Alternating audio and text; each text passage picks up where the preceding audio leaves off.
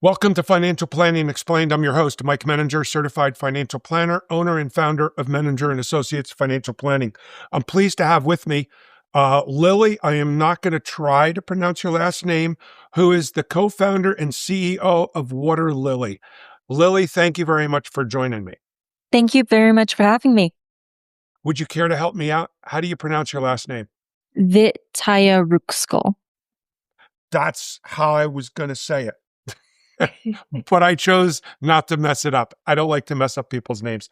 Lily, I had the opportunity of speaking with you a couple of weeks ago and found it to be absolutely fascinating what you do. But for the viewers, the prior two episodes that we did were with Mike Rowe,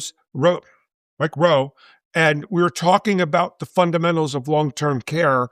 And what Lily did is with a co-founder and two incredibly brilliant people who've merged together to create Waterlily, a company which is a software package. Is that what you would call it? I would call it a software package or online program. Okay. Yeah. It does the trick, and I've used it before, and it's pretty neat. So, Lily, introduce yourself and give me a little bit of the backstory. What got you into this? Yeah, I'll step into it high level, and then we could always dive deeper if you want to. But it's a pleasure to be on your show. So with Water Lily, I founded the business because we personally navigated a long-term care event when I was a lot younger. I was 16 when my aunt was diagnosed with terminal stage colon cancer, and we navigated 2.5 years of her daily long-term care needs because she was too frail from post chemotherapy. And we stepped in, we took care of her. It was financially very devastating once we realized that health insurance, traditional health insurance, just doesn't cover this event. So we paid anything and everything for her care. But the unfortunate thing is that it very much bankrupted our relationships, where our entire extended side of our family didn't really see eye to eye with us on what the best form of care for her would look like. And unfortunately, that's super common with many families that navigate long-term care. And we haven't spoken to them in over a decade since the event has happened. So I pivoted my technical background where I started in aerospace. I know I'm a very young face, so I started my career a little early. Went to college early at 14 for it. Wanted to become one of the youngest aerospace engineers. And this event happened, and it really shook my foundation of what I found was important in life and what we wanted to solve for and what was a very real problem. And so I specialized my technical background in genetics and AI. I got my degree from Berkeley, led product and engineering at multiple early stage companies before founding this business, with the core goal being, how can we help families prepare for long-term care decades in advance instead of just reactively trying to solve for it, and help mitigate a lot of the financial and relationship devastation that comes with this event. My co-founder, Evan, I'll lightly touch on his background. He was an investor turned co-founder in the business, and he's 10 times smarter than me and 10 times nicer than me. He went to college early at 11, went on to become the youngest computational neuroscientist to start his PhD at MIT at 16, and founded his own business, sold that, angel invested, and wanted to angel invest in friends. And I was a very close friend of a friend, and he followed our journey and found our trajectory really fascinating. And the amount of families we've been able to touch in a very short amount of time through the help of financial professionals like yourself, Michael. Well, that's great. You know what? For you to be humble enough to say that he's 10 times smarter than you is pretty impressive, because you got one heck of an impressive background. And I know just in speaking with you that you're also extremely intelligent. And you worked at JPL, which is Jet Propulsion Lab, which is owned by GE, or used to be owned, or is it still owned by GE? It is owned by NASA, to the best of my understanding. Mhm. Okay. And that's over at Caltech, where my son went to school. So anyway, that's a great backstory and everything else like that. So tell me a little bit, I guess it's going to be a little bit of a reiteration, but you're looking at it from a financial background as well. And that, longevity has become a financial risk, and it can be a blind spot when it comes to long-term care is a blind spot that people don't think of, but it is definitely a major cost, or can be. a major cost and disruption in the family unit. Absolutely. So long-term care has long been one of the biggest, if not the biggest blind spot or wild card when it comes to retirement planning, because we don't really know how to bring it up in a way that gets clients to really lean in. And even then, in the past, our children used to be under the same roof as us. We used to have intergenerational households under the same roof, and we'd take care of each other. We're in a completely different culture and economy where we don't really have that intergenerational support structure in place anymore. I would say your children are probably living not under the same roof as you. They're off starting their own family, and we are also living longer and not necessarily healthier. So what normally would have been, a pretty strong risk that we touch reactively, but we had some supports in place, we don't have that anymore. We no longer have that caregiving support that's automatic coming from the children or our daughter-in-law or son-in-laws. And we are living longer and not necessarily healthier. And so as a result, the long-term care event looks like it's more likely to happen as more folks grow older, and it's also going to happen over a longer period of time is also what we're seeing. So not only is there higher out-of-pocket costs that normally the family stepped in and subsidized, but the family's not there to subsidize anymore, and it's also more expensive on average than before, and healthcare inflation is increasing more rapidly than CPI. So now is the most important time than it ever has been to touch on this so that we can protect our legacy to our children, to protect those retirement plans. But Michael, I know that you see this day in and day out, and the just the prevalence of clients just really not understanding this risk. Well, to be honest with you, neither do most of the financial advisors. And unless they begin to see it with more of their clients or personally experience it at home, it's something that is out of touch, out of feel. You don't really get a sense of it until you experience it, which you had, sadly, the privilege, if that's the right word. But I also agree with one of the things that you had said earlier is that our culture has changed. And it's also the US culture. I find, particularly in the more Asian community, that they do have multi-generational and intergenerational care for each other, far less in the United States. And the other thing that we have noticed just from our experience is that you call it the blind spot. I think it is something that people choose not to think about. They don't want to think about it because I'll be in my house, I'll be fine. But what we do see is the caretaker cannot physically take care of Mhm. them. The caretaker may be 100 or 120 pound, 75 or 80-year-old woman trying to take care of her husband who's 250 pounds. It just doesn't happen. And Mhm. it's sad. Mhm. That was such an important reality that we wanted to shed light on. So I know that you're going to talk about your experience using Waterlily. But what we did, what was one of the most important predictions, was predicting how the family members are expected to step in by default, and how a lot of folks assume, especially the husband, oh, my wife will go ahead and take care of me, or the children. But when they see my wife's going to take care of me initially for 10 hours per week, and then if your care needs grow, it might grow to 20 hours of care per week, then that's when they realize, wait, if that's if you're talking about physical caregiving, my wife's half my size. How is it possible for her to physically lift me, to help me take a shower, to help me get in and out of the bed? And she's going to be frail herself. And so we look at that, and we also look at her predictions and of when she'll need care. And we look over, and we commonly see that, I don't know what your predictions look like. And if you feel comfortable sharing them, Michael, you and your wife, I know you walked through the system with your own numbers.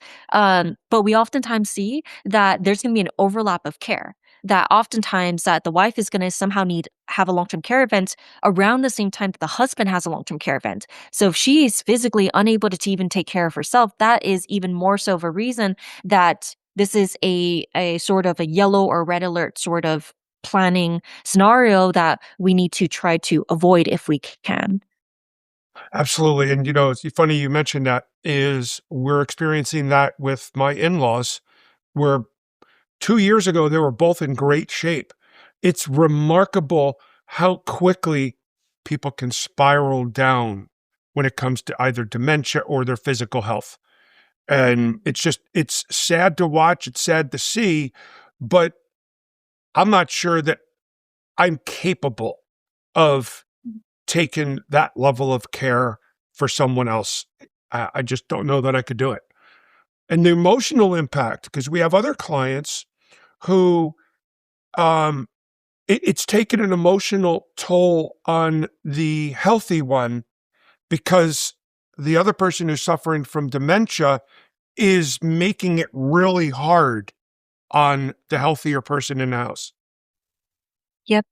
Statistically, we also see that um, when one partner is likely to need care, the other one is also quite likely to need care themselves. Just if you look at it anecdotally, from the amounts of physical caregiving you have to give them, the emotional stress of having to navigate what care resources at what times, could the children step in to help, how am I supposed to navigate the finances, how am I supposed to know how much I how much money we'll have after this, and will I have enough money for myself, given my partner can't take care of me if they pass before me, and they're navigating all these questions.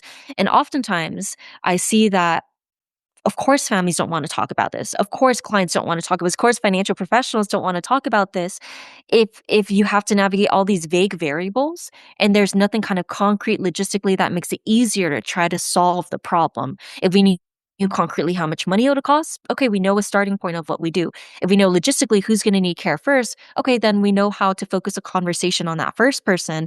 If we know how many care hours, if we know what care, if we know how many care hours, then we ask, how do we kind of allocate that appropriately to the professionals versus the children? And so that's exactly what we did with the platform.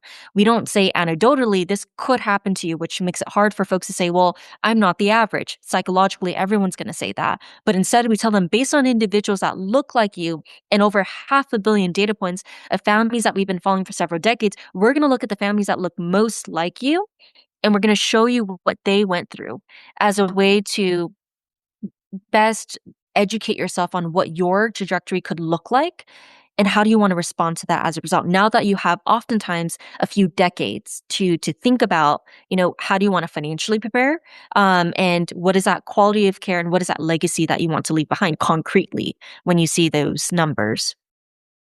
I know, and it's a very difficult thing to plan for. Just speaking from, working with clients, it's very difficult for someone to spend the kind of money that long-term care policies would cost for something that they're not really certain is going to happen. That is very, very difficult for people to get their arms around. And it's understandable. I mean, you're going to set aside thousands of dollars a year for something that you don't even know if it's going to happen or not. That's the trick, and that is what is a big fight. And to your point, long-term care costs have gone up substantially higher than regular inflation. Mhm. And I'm curious to get your thoughts on this, Michael, because when I first designed the Waterlily platform, I spoke to hundreds of not LTC specialists. Who I wanted to solve for was actually the wealth advisor.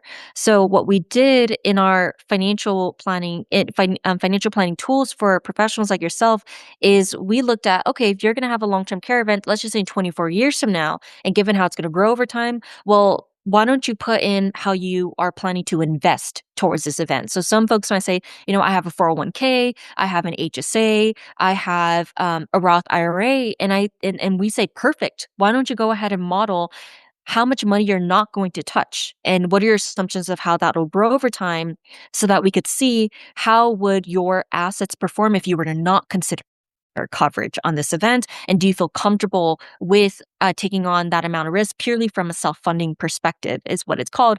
And we look at the ROI of that or the IRR of that. Kind of, I know that that's what financial professionals like yourself like to look at. And then we look at, well, if you were to consider any policy, can we not model not the hypothetical max benefit? Because there's a lot of 2 million max benefits, 1 million max benefit. And a lot of people seem like, oh, well, maybe I'll get that full coverage. And that's not necessarily true. And I know that wealth advisors like yourself look at it as like, well, there are stricter limitations in that policy that I don't want to get caught up on when we think about the payout. And so we model a policy based on the strictest limitations of how it'll actually pay out for the modeled or predicted long-term care event to see the money in, money out scenario as well, similar to how we're seeing the money in, money out scenario for any of the self-funding vehicles instead. So I'm curious from your perspective, Michael, like how much do you feel like that solves for the big question mark on do I consider coverage or not? I may not have gotten deep enough into it, so that's very interesting. And for the viewer, ROI is return of investment or return on investment, and IRR is internal rate of return. We can have this alphabet soup between us all day long. Not all the viewers know what it is. So I tell you what, here's what we're going to do. We're going to take a short break because then what we'll do is we'll talk about your model and we'll talk about my experiences with the model. Again, what we asked you to do is you provided us with the ability to do a test drive. We kicked the tires, and to be honest with you, I kicked the tires with my wife and myself, two people I know the best. So stay tuned. We'll be back with you in just a few moments. Do you keep up regularly with your investments? Where exactly are your hard-earned dollars going? Are you financially prepared for an emergency? I'm Mike Menninger, founder of Menninger & Associates Financial Planning. We believe that education and knowledge are powerful, and we want our clients to understand why we are making the recommendations that we make. It's your money, and you deserve to know where it's going, because it's not how much you make, it's how much you keep. So call us today to discuss your financial concerns.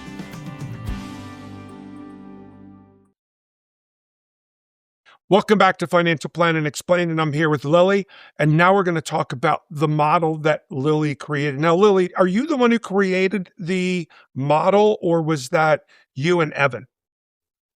That was initially me. Okay. So tell us about the model, and then I can share my experiences with it. Yeah, definitely. So, technically speaking, we're talking about a couple of different models, and each model answers a specific question. So, based on a 3 to 5 minute intake survey where we get to know more about you from a socio-demographic perspective, your financial background, and your medical background or health background, then we model based on folks that look like you. We have a model that answers each specific question around your long-term care event. What is your likelihood of having a long-term care event? What age it'll start at? What is the duration of time in which that event will be for? The progression of care needs, when you'll have lighter care needs, for how long versus later care needs, for how long and how many care hours per week that we expect, and how much that'll all cost once you layer in the cost of care resources in your area, how healthcare inflation may perform moving forward, and how costs may be subsidized by family members. And we even look into the amount of care hours that family members might step in. So it's a suite of models that we build out that specializes itself towards each of those really important questions to tell a cohesive story around what your long-term care event could look like. Interesting. So I'll tell you the results of the model that I just did on myself. And I intentionally waited to do it so that it was fresh in my mind. There was the short version and the long version. I took the long version intentionally. I think according to the software, it said the short version is 3 to 6 minutes and the long version is 7 to 9 or something like that. Does that sound right? Mhm. That So sounds about right. I did the long version. It did. It asked me a lot of medical questions. It asked me, have I ever had a heart attack or this or that, is going down the list. Am I taking medications? Have I had any surgeries in the last 5 years? If so, what?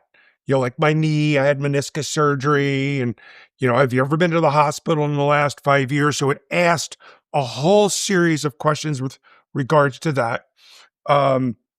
alcohol usage, drug usage. It asked a ton of questions, and then it spit out at the end the odds of my needing a long-term care event. And I think it broke it down into 3 different ones: assisted living, a middle one, and then a nursing care. Is that how it worked? Tell me. Nearly. So the first one is what most folks know as early care, or like when you want to start when you have care needs, you start at the home, and then you graduate to moderate care needs or assisted living level of care needs, which you could get delivered at the home as well, or in assisted living.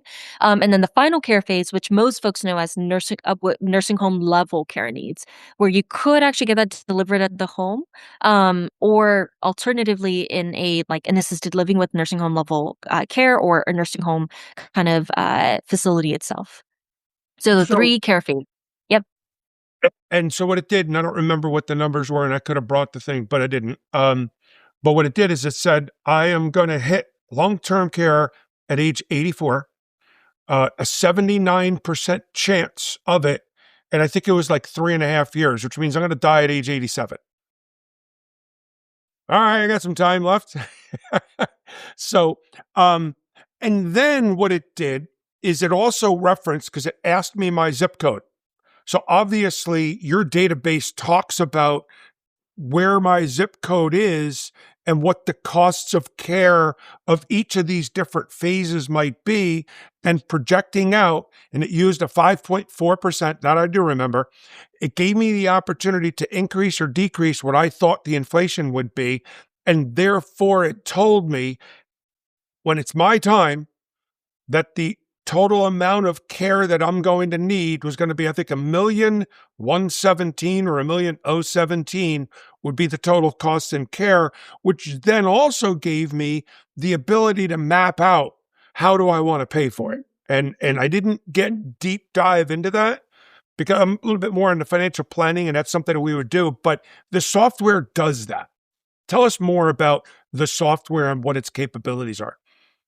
I think you dove in really, really nicely actually into that. So the way we laid out your story was essentially you probably saw the illustration of it. We show you the animations of like, hey Michael, where you're at today, you may grow older in your 70s, and then by the time you reach your 80s, there's a chance that you have a long-term care event around age 84, and then you have that likelihood that we talked about. What's interesting is the older you grow, naturally that likelihood is actually going to increase because you're bypassing a lot of early mortality events, which is why like your your percentage may be low initially.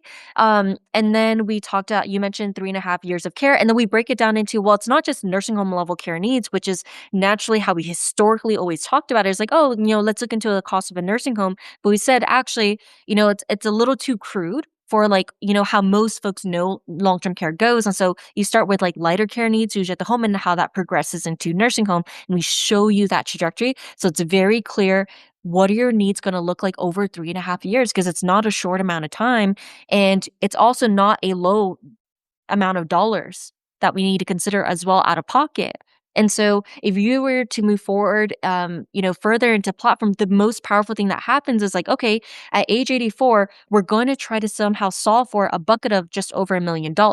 How do you want to solve for that? And that's where you can add in the variety of vehicles that you're probably managing for your client, whether it's like the variety I talked about, like the Roth IRA, 401k, HSA, etc., brokerage account, however you're thinking about, I think I would pay out of these assets.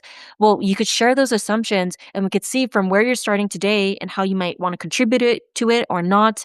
What is the market performance you want to assume for that vehicle and the tax rate? What would it be by the time you turn age 84? And so some of those vehicles might help you hit $1 million like faster than you expected, which is the whole point of financial planning, right? Is like it's really powerful to do that planning ahead of time. But then we also look at, well, how competitive is its performance? Is it going to be at a total return on investment of like money in's like $100,000 and you get $1 million out, and like the ROI of that is, I'm gonna just give you random numbers just for the sake of it, Mhm. is like like the return on investment is like 500%, for example.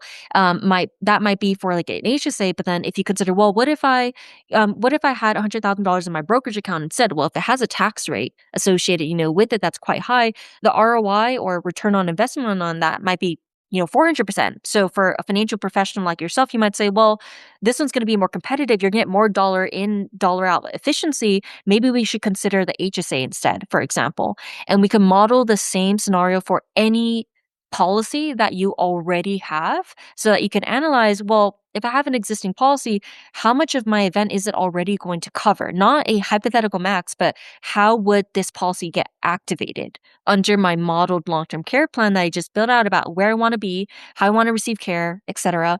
And you could also model in for any insurance product that you are considering. How would that perform against the other options that you're considering as well? What we did, which you probably saw, is that today what a financial professional has to do is they have to pull a quote manually, and you have an average way in which you pull a quote. And what we decided to do is we got appointed with all the top kind of half a dozen carriers in this space for some of the most modern products like these hybrid policies, and we grab over 1 million quotes in real time in a split second, which would normally take financial professional over 11 years to do. We do it in a split second, and then we model the claim scenario, which is like based on that modeled long-term care plan that the client wants. Let's go ahead and model 1 million policies against those and see the highest ROI and stack rank that to the top. And then from there, we help guide that financial professional through, are you likely eligible or ineligible for that product, where we could find the highest ROI. And then we help you apply for that product, where we pre-fill or skip over 70% of the full application, which, Michael, you already know that thing could be 80 pages long. And part one and part two, it could take you quite a while with the client. And instead, now we could get it done in 15 minutes or less to just fill out the rest that we didn't already learn about the client from the intake, and help you get that submitted to any sort of agent that's helping you out with double checking your work before you submit that to a carrier. Interesting. Well, by the sound of it, I could use a little bit of a tutorial, because you told me a lot of things that I didn't know that the software could do. So that's good. So now let me ask you, so who is the software designed for? Is the software designed for the financial professional or the end user? Great question. We designed it for both of you in mind. The software itself is meant to be used by specifically wealth advisors, so folks that help advise on your assets or help manage those assets. And the way that they think about, building out that plan, we thought about long-term care planning in the exact same way. Make it comprehensively focused on what the future need is going to look like, that cost, and then we'll think about what is the financial solutions are best fit for the client sitting in front of us as a result. But the way in which we tell the story and the details around how the family gets involved or the duration of care, all that stuff is important for that client to really lean in and say, oh, that's what I need to understand about long-term care. It isn't about just 2.7 years on average and let's look into a nursing home, but it is, what is my likelihood? What is that event going to look like? How's it going to affect my family members? And what do I want alternatively? And then I'll work with my financial professional, both telling them, like, I want to be at the home for this long, knowing it's going to cost this much. I want my kids to not step in, knowing it's going to cost this much more. And then the financial professional helps them solve for, okay, how do we solve for that cost as efficiently as possible, given, what you, Michael, know about their situation and their limitations. Is there an opportunity for the viewers who, not all viewers have a financial advisor? Is there an Yep. opportunity for the viewer who's a do-it-yourselfer, let's say, for Yes. them to be able to access? We just released that maybe a week and a half ago, so it's very timely that you launched this podcast, because we were featured essentially in the New York Times. They did a feature on Waterlily and what we're doing, and we were given a very short heads up that that was going to happen.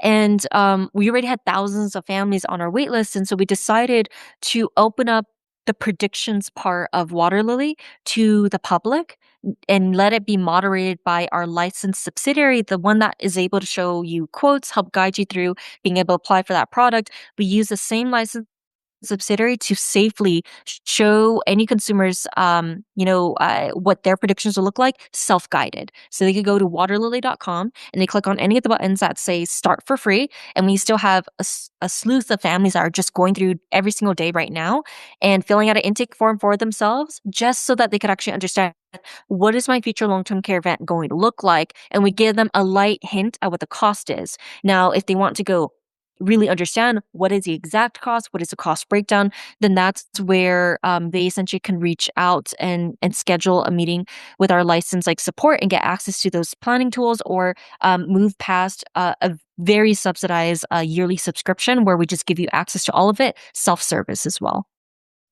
Two questions for you. Number one is how, if I remember what happened is I basically, the client gets an email that says, hey, fill out this form. When they fill out the form, the intake, is that private? In other words, when I get, as the financial advisor, I get their forms, I don't see their answers, do I? Or do I? When your client fills out an intake form that you give them, then you're actually able to see the information that they put in for the sake of understanding what is their scenario, as well as if you need to look at long-term care protection coverage, you also need to be in the know with understanding whether they're eligible or not eligible and why that is. So whether you look at the initial intake form to see just the way they're already sharing their preferences for how they want their long-term care event to look like, so it can help guide you, but also we'll look at their medical background and you'll naturally have access to it for the sake of being able to communicate to them as well why they may likely be eligible or not eligible for certain products. But Okay. outside of that, no one else gets access to they actually, it's all very transparent. So the moment they get the intake form, we ask for consent. We ask for consent to essentially be able to get the results ourselves, the Waterlily platform, and to be able to share the results with you, the advisor, so that you can actually help guide them through their results or needs. If they prefer that you don't have access to it, then it's probably better if you route them directly to waterlily.com, where it's just information shared with us. And then at any one time, they could always just tell us look, I think I've understood it well enough. I understand why you asked for this information. Can we please get help from my financial professional? And then we could actually share that data over then to you once we get that consent. But I have yet to see a client not have enough trust with their advisor to say, I don't want to move forward with the intake form and I don't feel comfortable sharing with our advisor, but it's not shared with anyone else. Fair. And then the other question I think I answered myself while you were saying is, have you ever back tested this? Well, if you haven't had the software in place that long, then there's no way of back testing it, right? Well, the answer is we have back tested it. So when we have over 500 million data points, we don't automatically let our models see all of the data. We blind ourselves to about 10% of the data. So there's families that we've never seen before. So we're training on 90% of the families with equal demographic representation across the US. And once we've finalized, hardened those algorithms to the best of our ability, where we're able to increase the accuracy as high as we possibly can, get our predictions to be just about right from folks that we've seen and trained on, then there's a 10% where right before we commercialize our models, there's a 10% that we've never seen before. And that's how our accuracy metrics are based off of, which is we also have equal demographic representation across that 10%. Never seen Sarah before, never seen John before. And we essentially ask these models, hey, you've never seen these people before. They're currently 45 years old. Tell me, are they going to have a long-term care event when they're 80? And the answer is yes or no. Or if they're going to have an event at age 85, yes or no. And every time they're wrong, we ding the model for that. And so if we have 80% accuracy, that's saying in that 10% that the model was blind to, it got the answer right about 80% of the time. Interesting. All right. Well, that's scary. Age 84. I can start looking forward to it. When do I jump off the bridge? 83? Anyway, but thank you. Lily, is there anything else that you'd like to add? It's been wonderful being on the show. You asked me such wonderful questions. The main thing I'll add for Waterlily is our mission is, how do you help families prepare for this event? And you don't need to know anything on this topic. You could go to any of your financial professionals and even tell them hey, I want to talk about this topic. Can I please get access to Waterly? It's a 2-week free trial that your advisor can actually use. And the tools are the most powerful tools in this industry. We're continuing to be on the bleeding edge of what it means to build out comprehensive planning for long-term care so that you're not surprised, either from a logistics standpoint or from a cost standpoint. And in case you don't have a financial professional, it's, as I mentioned, it's waterlily.com, and click on start for free. And if there's something that you want access to and you don't have, or you're a financial professional listening to this podcast, or a estate planner or a retirement community, those folks actually use our software as well. If you complain loudly and proudly, we actually do we do act on that feedback, and we do improve our system and offer those features oftentimes in a short few weeks from when you initially complain. So complain loudly, and we're definitely improving our system off of that feedback. Well, thank you very much, Lily. And for those of you, Waterlily is Lily, not two L's. Yep, waterlylikeTheFlower.com. I thought the lily flower was Lilly. Ly, just with one L. Oh, okay, now I know. I would have misspelled it anyway. But I just know that it was one L. So anyway, Lily, thank you very much. I think this has been terrific. It's a good add-on to the last 2 episodes that we did with the long-term care insurance professional. And it's a nice little added value that we have to help serve our clients. So again, I thank you for taking the time today, and I hope everybody learned something from this episode as well. And if you ever want to reach out to us, we could be reached at 610-422-3773 or our website at www.maaplanning.com. I thank you for joining us. I hope everybody got something today. Thank you again, Lily, and I hope you have a wonderful day and a wonderful week.